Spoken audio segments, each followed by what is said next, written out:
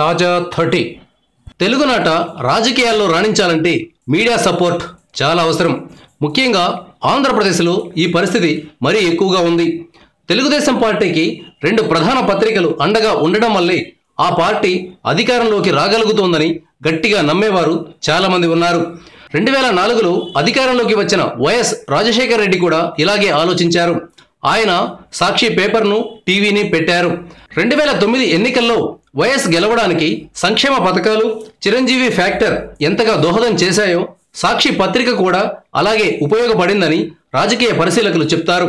కానీ ఆ సమయంలో చంద్రబాబుకు 2 ప్రధాన పత్రికలు, కొన్ని ఛానళ్లు సపోర్టుగా నిలిచిన ఉపయోగం లేకుండా పోయింది. అయితే 2014లో మాత్రం చంద్రబాబుకు ఆ 2 పత్రికల సపోర్ట్ బాగా ఉపయోగపడింది. 2009లో చిరంజీవి దెబ్బతినడానికి ఆయనకు ఏ మీడియా సపోర్ట్ లేకపోవడం ఒక కారణమని భావించేవారు లేకపోలేదు.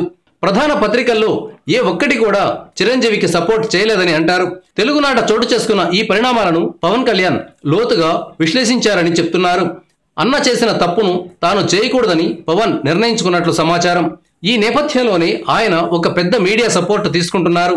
మీడియాలో ప్రముఖ ఛానల్గా ఉన్న టీవీ పవన్ను భుజానికెత్తుకొని ప్రచారం చేస్తోంది. అయితే ఈ ప్రచారం పవన్కు ఎంత మేరకు ఉపయోగపడుతుంది అన్నది $1 మిలియన్ ప్రశ్న. ఎందుకంటే ఇప్పుడు సోషల్ మీడియా చాలా శక్తివంతంగా ఉంది. పైగా జనం కూడా మీడియా చెప్పేదానిని గుడ్డిగా నమ్మడం లేదు. చాలా అంశాలు బేరీజు వేసుకుని ఓటేస్తున్నారు.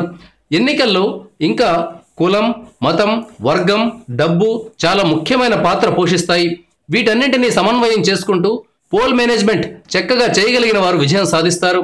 సమాజాన్ని మార్చాలనే తపన పవన్కున్న మాట వాస్తవం. కానీ ఇతరత్ర విషయాల్లో మాత్రం ఆయన రాజకీయాల్లో ఇంకా ఓనమాలు నేర్చుకుంటున్నారని చెప్పవచ్చు.